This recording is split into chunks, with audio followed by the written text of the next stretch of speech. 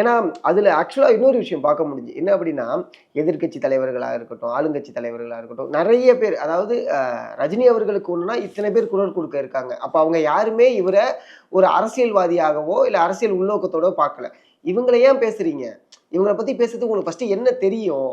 அந்த டைம்ல நீங்க என்ன பண்றீங்க? அந்த டைம்ல ஃபர்ஸ்ட் உங்களை யாருக்காவது தெரியுமா? இவ்வளவு கேள்விகள் அதுக்குள்ள அடங்கி இருக்குல்ல. கரெக்ட். அதை நீங்க எப்படி பாத்தீங்க? இல்ல அதாவது எல்லா தலைவர்களும் ஏன் சொல்றாங்கன்னா ரஜினி சாரை வந்து எல்லாருமே ஒரு நியூட்ரலான மனிதரை பார்க்குறாங்க. அவர் வந்து எல்லாருக்குமே பிடிச்ச மனிதர். இந்த அதாவது கட்சி பாகுபாடின்றி ஒருத்தர் லைக் பண்றாங்கன்னா அது வந்து ரஜினி சார் சூப்பர் ஸ்டார் தான். உலகத்திலே எல்லா கட்சிக்கும் அவர் பிடிக்கும்.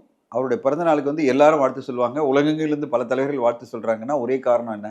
அவர் வந்து ஒரு நியூட்ரலா எல்லாருக்கும் பிடிச்ச ஒரு மனிதரா எல்லாரும் பார்க்கும்போது நீ எதுக்கு தனிப்பட்ட முறையில் ஒரு குரூப் பண்ண பார்க்குற, இவ்வளவுதான் மேட்ரு. இப்போ இப்படிப்பட்ட ஒரு இதில் இருக்கும்போது அவர் எல்லாரும் அக்னாலஜ் பண்ணி சொல்றாரு, எனக்கு வந்து எனக்காக இவ்வளோ பேர் சொல்லியிருக்கீங்க அப்படின்னு சொல்லிட்டு இனிமே வந்து இது பண்ணாதீங்க அப்படின்றதான் அவர் சொல்றாரு. என்ன இழுக்காத அரசியல் அப்படின்றார். ஸோ மீண்டும் மீண்டும் எல்லாருமே அவர் பேர்ல இவ்வளோ அன்பா இருக்கிறது காரணம் அவர் என்னைக்குமே அப்படியே இருந்துட்டார்.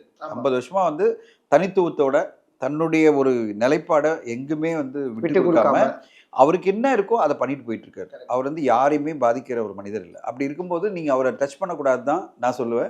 அவர் டச் பண்ணா ரஜினி சாரை டச் பண்ணா அவ்வளோதான், அதோட வச்சு செஞ்சிருவாங்க அவரோட ஃபேன்ஸ்ன்றது. அதில் வந்து நேற்று ஒருத்தர் அழகாக அனலைஸ் பண்ணியிருந்தார்.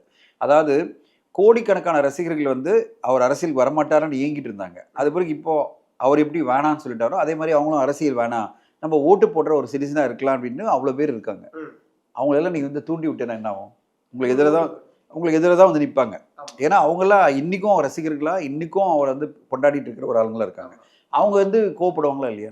எங்கள் தலைவன் வந்து வேணான்னு சொல்லி ஒதுங்கி இருக்காரு, நீ அவர் எதுக்குடா நீ திருப்பி வந்து இழுக்கிற, இந்த அரசியலில் எதுக்கு வந்து அவர் வந்து திருப்பி இழுத்து அவர் வந்து கலங்கப்படுத்த பார்க்குற, ஏதோ ஒரு வகையில் நீ வந்து ஒரு விஷயத்த சொல்ல பார்க்குறல்ல, எதுக்கு பண்ணுற அப்படின்னு சொல்லும்போது ஆப்வியஸ்லி வந்து it will create problem. Of course. ஏன்னா அந்த ஓட்ஸ் எல்லாம் வராது. இப்போ என்னதான் அப்பாலஜி பண்ணாலும் தாமைக்காவுக்கு பொறுத்தவரையும் பார்த்தீங்கன்னா இது ஒரு பின்னடைவாக தானே பார்க்குறேன். ரஜினி ரசிகர்களுக்கு வந்து இனிமேல் என்ன நினைப்பாங்க, அப்பா இப்பயே இப்படி பேசுகிறாங்க, நாளைக்கு என்னென்ன பேசுவாங்க நம்ம தலைவரை பற்றி அப்படின்ற ஒரு எண்ணம் வரும்ல. கண்டிப்பாக.